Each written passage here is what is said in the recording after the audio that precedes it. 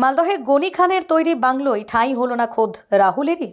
কংগ্রেসের উদ্যোগে সেচ দপ্তরের বাংলোয় ঠাঁই পেলেন না খোদ রাহুল গান্ধী। কংগ্রেসের শীর্ষ নেতৃত্বকে মালদহের ভালুকার সেচ বাংলোয় মধ্যাহ্নভোজের অনুমতি দিল না প্রশাসন। ফলে সেখান থেকে কিছুটা দূরে একটি ক্লাবের মাঠেই মধ্যাহ্নভোজ সারতে হবে কংগ্রেসের যুবরাজকে।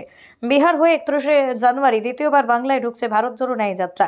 বুধবার মালদহে আসবেন রাহুল গান্ধী, সঙ্গে থাকবেন কেসি বেণুগোপাল, জয়রাম রমেশ, অধীর চৌধুরীরা। ভালুকার সেচ দপ্তরের বাংলোয় তাদের মধ্যাহ্ন ভোজনের জন্য অনুমতি চাওয়া হয়েছিল। কংগ্রেসের মালদহের কার্যকরী সভাপতি কালীসধন রায় চিঠি লিখেন সেচ দপ্তরের সচিবকে। এরপরে বেশ কয়েকবার খোঁজ নিলেও দপ্তর থেকে জানানো হয় এখনও অনুমান আসেনি। এরপরই সোমবার সুজাপুরের প্রাক্তন বিধায়ক ঈশা খান চৌধুরী ফোন করেন, কিন্তু তখনও জানানো হয় অনুমতি মেলেনি। ইমেল করেন আবু হাসেম খান চৌধুরীও, কিন্তু কোনো লাভ হয়নি। কার্যত বাধ্য হয়ে অন্যত্র কংগ্রেস শীর্ষ নেতৃত্বের মধ্যাহ্নভোজনের ব্যবস্থা করা হয়।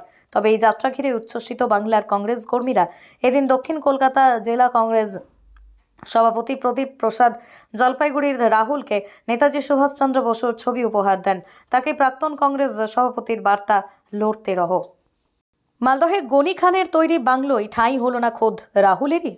কংগ্রেসের উদ্যোগে সেচ দপ্তরের বাংলোয় ঠাঁই পেলেন না খোদ রাহুল গান্ধী। কংগ্রেসের শীর্ষ নেতৃত্বকে মালদহের ভালুকার সেচ বাংলোয় মধ্যাহ্নভোজের অনুমতি দিল না প্রশাসন। ফলে সেখান থেকে কিছুটা দূরে একটি ক্লাবের মাঠেই মধ্যাহ্নভোজ সারতে হবে কংগ্রেসের যুবরাজকে। বিহার হয়ে 31শে জানুয়ারি দ্বিতীয়বার বাংলায় ঢুকছে ভারত জোড়ো ন্যায় যাত্রা। বুধবার মালদহে আসবেন রাহুল গান্ধী, সঙ্গে থাকবেন কেসি বেণুগোপাল, জয়রাম রমেশ, অধীর চৌধুরীরা। ভালুকার সেচ দপ্তরের বাংলোয় তাদের মধ্যাহ্ন ভোজনের জন্য অনুমতি চাওয়া হয়েছিল। কংগ্রেসের মালদহের কার্যকরী সভাপতি কালীসধন রায় চিঠি লিখেন সেচ দপ্তরের সচিবকে। এরপরে বেশ কয়েকবার খোঁজ নিলেও দপ্তর থেকে জানানো হয় এখনও অনুমান আসেনি। এরপরই সোমবার সুজাপুরের প্রাক্তন বিধায়ক ঈশা খান চৌধুরী ফোন করেন, কিন্তু তখনও জানানো হয় অনুমতি মেলেনি। ইমেল করেন আবু হাসেম খান চৌধুরীও, কিন্তু কোনো লাভ হয়নি। কার্যত বাধ্য হয়ে অন্যত্র কংগ্রেস শীর্ষ নেতৃত্বের মধ্যাহ্নভোজনের ব্যবস্থা করা হয়। তবে এই যাত্রা ঘিরে উচ্ছ্বসিত বাংলার কংগ্রেস কর্মীরা এদিন দক্ষিণ কলকাতা জেলা কংগ্রেস সভাপতি প্রদীপ প্রসাদ জলপাইগুড়ির রাহুলকে নেতাজি সুভাষচন্দ্র বসুর ছবি উপহার দেন। তাকে প্রাক্তন কংগ্রেস সভাপতির বার্তা, লড়তে রহো।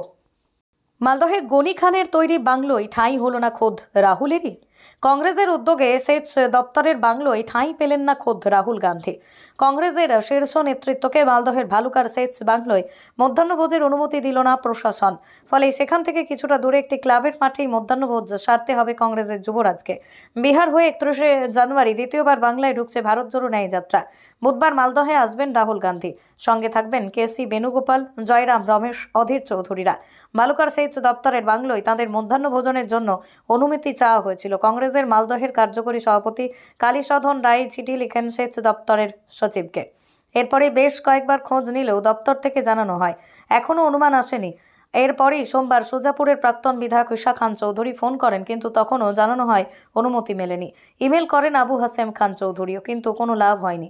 কার্যত বাধ্য হয়ে অন্যত্র কংগ্রেস শীর্ষ নেতৃত্বের মধ্যাহ্নভোজনের ব্যবস্থা করা হয়।